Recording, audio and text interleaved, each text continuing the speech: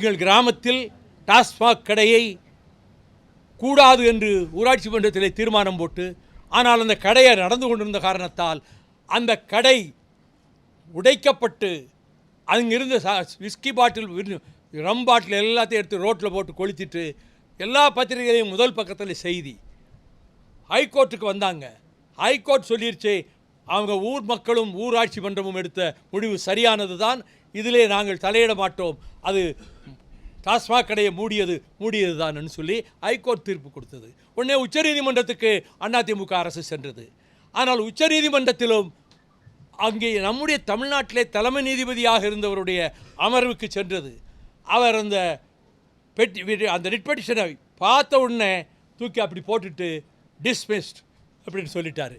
அதனால் எங்கள் ஊரில் டாஸ்மாக் கடையை ஊர் மக்களும் ஊராட்சியும் சேர்ந்து அகற்றியது நிலை பெற்று விட்டது.